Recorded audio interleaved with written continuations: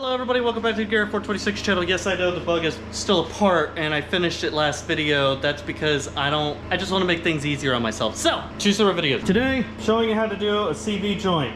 And I don't mean like, oh, let's replace the axle. No. I'm going to show you how to remove the axle on the driver's side. This is the one that's causing me problems.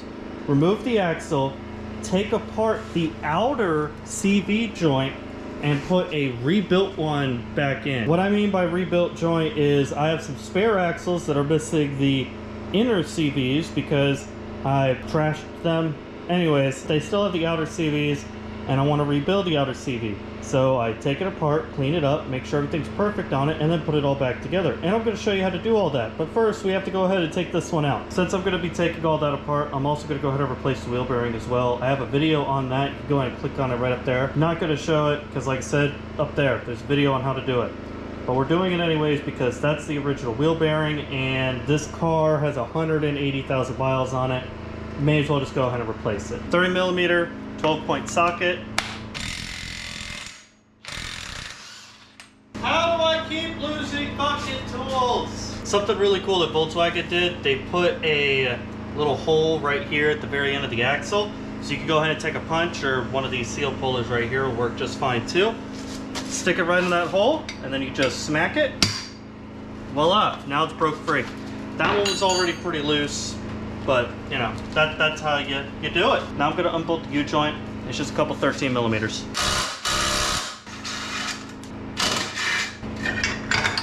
Alright, there we go. Oh yeah, that thing is, it even smells trashed. But there is a lot of play in this, so taking it apart, taking it out. Okay, there are going to be a couple special tools that you need to do this job. Two in particular. The first one, which we're dealing with right now, is a 8mm triple square. You're going to need this so you can pull that U-joint apart back there. Now, some of the Volkswagens, you can just pop it out, but this one's bolted in. There are also 6 of them in there.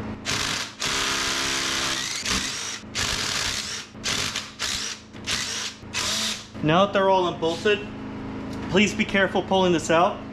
You can get grease everywhere. Broken or not broken.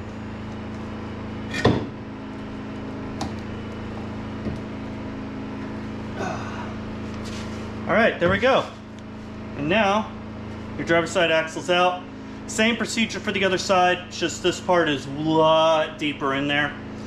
But like I said, same exact procedure. So let's go ahead and start pulling this guy apart.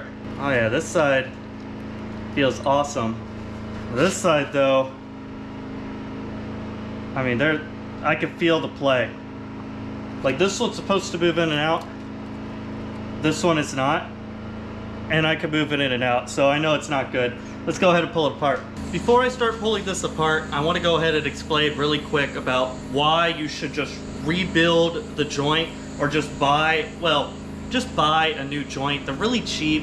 There's a company on Rock Auto that will sell you one for like 25 bucks, something like that, like 26 bucks. Really cheap for these outer CV joints. And they'll come with a boot and everything that you need, except for the special tools. The reason why you want to go ahead and rebuild these is because you can get aftermarket axles that say, oh, well, I just won't deal with it. Those vibrate really bad. Like everybody that has ever used an aftermarket axle, they vibrate. At least on the Volkswagens they do. And you're like, oh, okay, I'll just go ahead and get an OEM one. They're $300 per side. Like, what? That's ridiculous. So do this. And if you want to get a better, more high quality joint than that $25 one, because I understand that sounds a little you could go to idparts.com. They have a whole joint and everything for like 50 bucks. Still, it's a lot cheaper, and just watch it how easy this is to replace. Now, I stuck this in the vise just to make my life easier. It also helps if you have a vise. If you don't have a vise, that's okay. You'll just need a dead blow hammer, and you're about to find out why. So first, let's go ahead and cut this guy off. There we go. All right. Now we can take the boot all the way down, make sure my vise is tight.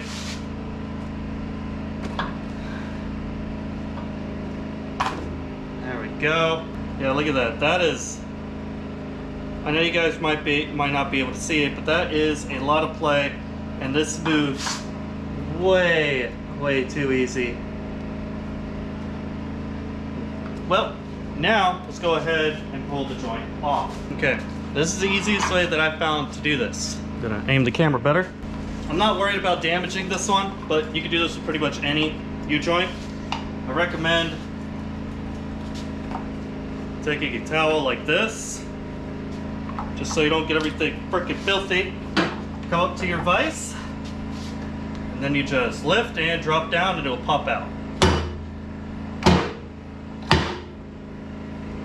Just like that. So I lay that guy down, and that's how you pop these guys off. Oh yeah, something got in there bad. There's a lot of rust water in there.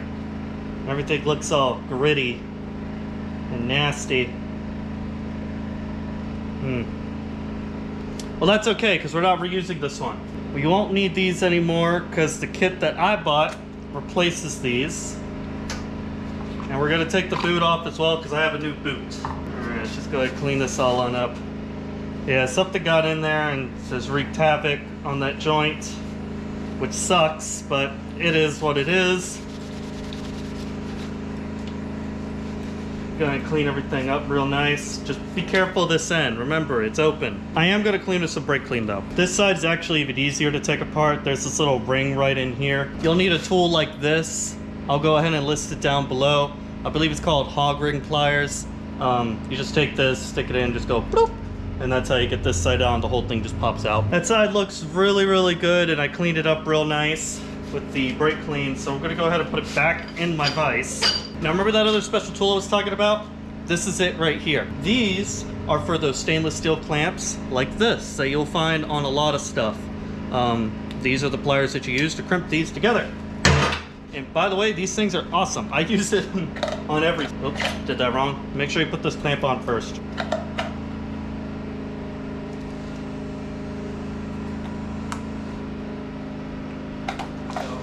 Alright, now if I come over here, this is an old joint that I've rebuilt. Well, not rebuilt yet, but I've taken it apart. Everything looks perfect in it. I let it soak in some paint thinner for a long time, get all the old grease out of it, and now we're gonna go ahead and put it all back together. This is very easy to do. The main things that you need to worry about is the position of everything. Lining up the holes, they're identical. And if you look on this right here, there are two sides. This flat side goes to the inside like this. And this side points out in conjunction to this joint. In the car, this would point towards the car. And right here, don't know exactly what to call this, but there is a flat edge. And then right here, it's flat and then it's beveled on the inside. That inside bevel also needs to be pointing out. Go ahead, put these two together. It's a little bit of a Chinese puzzle. It's a good way to put it. They're fun to try and get together. There we go. I want to go ahead and load this with some grease. The kit that I buy comes with grease, which is awesome. Like the exact grease you need. And no, you cannot use regular axle grease. This stuff is way thicker and much different. So let's go ahead and just work this into every groove. This is why gloves are really nice. You want to make sure everything is lubricated very thoroughly, inside and out. Make sure that the pointy side is facing out, and so is the beveled edge. Make sure they're both lined up, flat to flat. Now we're gonna go ahead and stick this guy in. There we go. Start popping at the bearings right here. And you just want to do opposite. So do that side, and they're gonna go pop, as you heard. Go to the opposite side. Of course, this is not the easiest thing in the world. Sorry about the interruption. GoPro, for some odd reason, can't make a damn camera that doesn't overheat. Anyways, let's go ahead and get back to what we were doing. You're gonna have these two things. This is like a weird washer. You wanna make sure that it's flared up like a bowl. Put that one down first. Then you have this guy right here. Make sure that it is flared up. Put that down, take your joint, and by the way, that tube of grease, you want to use the whole thing. You want to put as much of it as you can into the joint itself, and then whatever is left over, stick it into the boot. Now we're going to take this joint right here. I'm just going to go ahead and slide this guy on right now so we don't get it everywhere. Whenever I've removed this spring, of course. Yeah. Now, make sure it's at the vise. Take a dead blow. Alright. The way you know that it's all the way in, you can't pull it off. Now you take these guys and these rings. They have settings on them, which is kind of cool. We're going to use the smallest possible one we can and crimp it.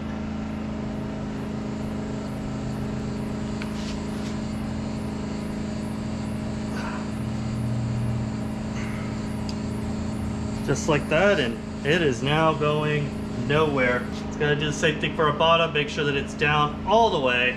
It also has those little set things in it. Make sure you get out the smallest one that you can. Alright, there we go. That is how you rebuild a CV joint on a Mark IV Volkswagen. I recommend doing this versus going out and buying a whole new axle. So yeah, I'm going to go ahead and install it into the car. Same thing. I'm trying to make this quick because my GoPro's probably about to overheat again. The nut that goes on right here, you should replace it every time. I've gotten away with not replacing it every time I'm taking it off. I'll go ahead and list the torque specs right here. Same thing for the bolts that hold in the inner U-joint. If you're one of those torque spec people, I'll put the torque specs right here. That's how you do it. So guys, if you're new to the channel, please consider subscribing. If you enjoyed the video, give it a big thumbs up. And if this video helped you out any, please go ahead. Let me know in the comments. Other than that, guys, I'll catch you in the next one.